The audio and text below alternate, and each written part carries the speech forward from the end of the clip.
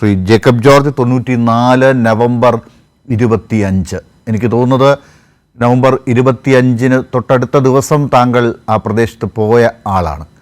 November 25 94 നിന്നതാ ഇപ്പോൾ 2024 September 27-ന് Pushpan മറയുമ്പോൾ എങ്ങനെ ഓർക്കാം? അതേ ലാൽ, നവംബർ 25-നായിരുന്നു 1994 നവംബർ 25-നായിരുന്നു ആ വെടിവെപ്പ്. അന്ന് ഞാൻ ആ സമയത്ത് ഇന്ത്യ ടുഡേയുടെ ലേഖകനാണ്. മലയാളം എഡിഷൻ 90-ലാണ് വന്നത്. 90-ൽ തന്നെയാണ് ഞാൻ മാതൃഭൂമി വിട്ടിട്ട് ഇന്ത്യ ടുഡേയിൽ ചേർന്നത്. അപ്പോൾ 94 ആയപ്പോഴത്തേക്ക് ഇന്ത്യ ടുഡേ വലിയൊരു സർക്കുലേഷനിലേക്ക് കടന്നിരുന്നു. കേരള രാഷ്ട്രീയത്തിൽ നിർണായകമായ ഒരു പങ്ക് വഹിക്കാൻ ഞങ്ങളുടെ പ്രസിദ്ധീകരണത്തിന് കഴിഞ്ഞു. അപ്പോൾ കണ്ണൂർ എൻ്റെ ഒരു പ്രധാനപ്പെട്ട തട്ടകം തന്നെയായിരുന്നു. കേരളം മുഴുവനും, കേരളത്തിൻ്റെ രാഷ്ട്രീയം, അതോടൊപ്പം കേരളം മുഴുവനും ഞാനിങ്ങനെ ഓടി നടന്ന് റിപ്പോർട്ട് ചെയ്യുന്നൊരു കാലഘട്ടം കൂടിയായിരുന്നു. കണ്ണൂർ പ്രധാനപ്പെട്ട സംഭവം കേന്ദ്രമായിരുന്നു എനിക്ക്. അപ്പോൾ ഈ വെടിവയ്പ്പുണ്ടായതറിഞ്ഞ് അന്ന് രാത്രിയിലത്തെ ട്രെയിന് തന്നെ ഞാൻ കണ്ണൂർ പോയി. കൂത്തുപറമ്പിൽ രാവിലെ എത്തി. ഭയങ്കര സംഘർഷം ഇങ്ങനെ നിറഞ്ഞു നിൽക്കുന്ന ഒരു സമയം. ഒരു പിറ്റേ ദിവസം രാവിലെ ഞാനും എൻ്റെ ഫോട്ടോഗ്രാഫർ ശങ്കറുമുണ്ട്. ശങ്കർ പടങ്ങളിങ്ങനെ എടുക്കുകയാണ്. ആ സംഘർഷത്തിൻ്റെ ഭീകരമായ മുഖങ്ങൾ വെടിയുണ്ട തറച്ച് മതിലേൽ ഭിത്തിയിൽ ഒക്കെ ഇങ്ങനെ കാണാം. വെടിയുണ്ട തറച്ച പാടുകൾ, അതിൻ്റെ പേരെ ക്ലോസപ്പ് ഫോട്ടോകളൊക്കെ ഞങ്ങൾ എടുത്തിരുന്നു. അതൊക്കെ നമ്മളന്ന് ഇന്ത്യ ടുഡേ കൊടുത്തു. അതിൻ്റെ ഒരു ചരിത്ര, ആ വെടിവയ്പ്പ് MBR, അതിൻ്റെ ഒരു ചരിത്ര പശ്ചാത്തലം കൂടി ഞാൻ എളുപ്പം പറയാം. 1984 ലോക്സഭാ തിരഞ്ഞെടുപ്പ്. അവിടെ തിരുവനന്തപുരത്ത് നമ്മളൊക്കെ പലതവണ ഞാൻ തന്നെ പറഞ്ഞിട്ടുള്ളതാണ്. തിരുവനന്തപുരത്ത് ഹിന്ദു മുന്നണി സ്ഥാനാർത്ഥി കേരളവർമ്മ രാജ മത്സരിക്കുന്നു. അദ്ദേഹത്തിൻ്റെ പിന്നിൽ കുമ്മനം രാജശേഖരൻ. ഹിന്ദു മുന്നണിയൊക്കെ ഉണ്ടാക്കിയത് മിക്കവാറും കുമ്മനം രാജശേഖരനാണ്. ബി ജെ പി അങ്ങനെ കേരളത്തിലേക്ക് വന്നിട്ടില്ല. ആ സമയത്ത് അവിടെ ഹിന്ദു മുന്നണി എങ്ങും ജയിച്ചില്ല, 3-ാം സ്ഥാനത്ത് തന്നെയാണ്.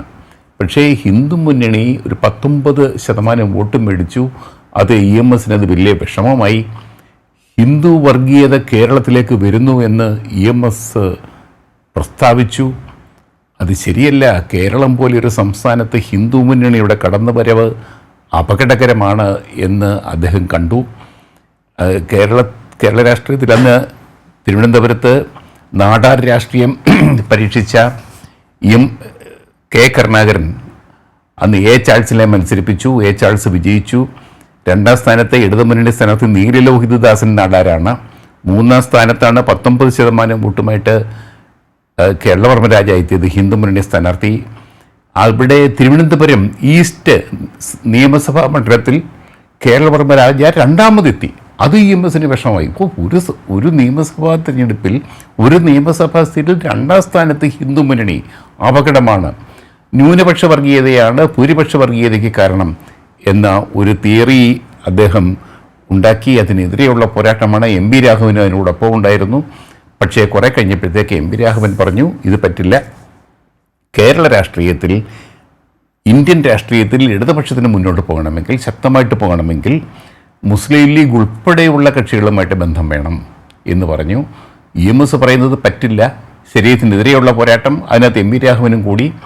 അതിങ്ങനെ അങ്ങോട്ട് പോയി കഴിഞ്ഞപ്പോഴത്തേക്ക് 85-ൽ CPMൻ്റെ സംസ്ഥാന സമ്മേളനം MVR ബദൽ രേഖ അവതരിപ്പിക്കുകയാണ്. അന്ന് ഞാൻ മാതൃഭൂമി കറസ്പോണ്ടൻ്റായിരുന്നു. ഞങ്ങളുടെ അന്നത്തെ ലേഖകൻ ചീഫ് റിപ്പോർട്ടർ K പ്രഭാകരൻ ബദൽ രേഖ ചോർത്തി മാതൃഭൂമി കൊണ്ടിരുന്നു.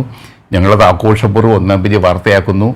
ഒടുവിൽ ബദൽ രേഖ അന്ന് കിട്ടിയിരുന്നില്ല പ്രഭാകരൻ്റെ കയ്യിൽ. പിന്നീട് അത് പ്രഭാകരൻ അത് പാലക്കാട്ടിൽ നിന്ന് സ്വന്തമാക്കി അദ്ദേഹം.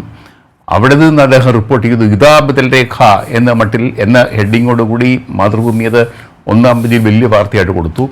അതേ തുടർന്ന് ഉള്ള സംഭവ വികാസങ്ങളിൽ EMS നമ്പൂതിരിപ്പാട് MB രാഘവനെതിരെ കരുക്കൾ നീക്കുകയും അവസാനം MB രാഘവന് പാർട്ടിയിൽ നിന്ന് പുറത്താകുകയും ചെയ്യേണ്ടി വന്നു. പിന്നീട് അദ്ദേഹം CMP, കമ്മ്യൂണിസ്റ്റ് മാർക്സിസ്റ്റ് പാർട്ടി എന്ന പാർട്ടി ഉണ്ടാക്കി. CP ജോൺ, അരവിന്ദാക്ഷൻ തുടങ്ങിയ നേതാക്കളും യുവാക്കളായ മിടുക്കരായ DYFI, CPM നേതാക്കളെയൊക്കെ കൂട്ടി ഒരു പാർട്ടി ഉണ്ടാക്കി. ആ പാർട്ടിയെ കരുണാകരൻ എടുക്കുകയും എം വി രാഘവൻ അവിടെ മന്ത്രിയാവുകയും ചെയ്തു.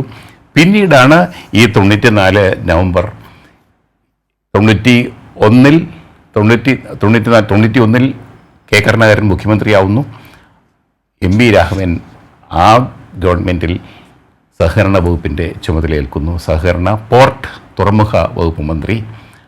അന്ന് ഈ സ്ഥലത്ത് പോകരുത് എന്ന് തീർച്ചയായിട്ടും പോലീസ് വളരെ ശക്തമായിട്ടും കർശനമായിട്ടും ആ കൂട്ടത്തിൽ എനിക്കൊരു കാര്യം ശ്രീ ജേക്കബ് ജോർജ്, അതായത് എനിക്ക് തോന്നുന്നത് ഇതൊക്കെ അവിടെ ഒരു പശ്ചാത്തലം ഉണ്ടെങ്കിൽ തന്നെയും ഒരു രാഷ്ട്രീയം എന്ന് പറയുന്നത് അവിടെ അന്ന് ഭരിച്ചിരുന്ന കരുണാകരൻ സർക്കാരിൻ്റെ വിദ്യാഭ്യാസ നയത്തിനെതിരെയും വിദ്യാഭ്യാസ കച്ചവടത്തിനെതിരെയുമുള്ള സമരം ഡിവൈഎഫ്ഐ നടത്തുന്നത് ആണ് ഈ ഒരു സമരത്തിൻ്റെ പശ്ചാത്തലമായി വരുന്നത്.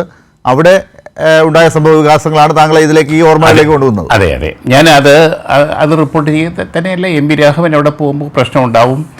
പരിയാരം മെഡിക്കൽ കോളേജിൻ്റെ വിഷയമുണ്ട്. അതേപോലെ വിദ്യാഭ്യാസ രംഗത്തെ സ്വകാര്യവൽക്കരണം, അതിനെതിരെ ഡിവൈഎഫ്ഐ നടത്തിയ മുന്നേറ്റം, സമരങ്ങൾ, അതിൻ്റെ ഭാഗമായിട്ടാണ് അവിടെ വലിയ മുന്നേറ്റം എം വി രാഘവനെതിരെ ഉണ്ടായി.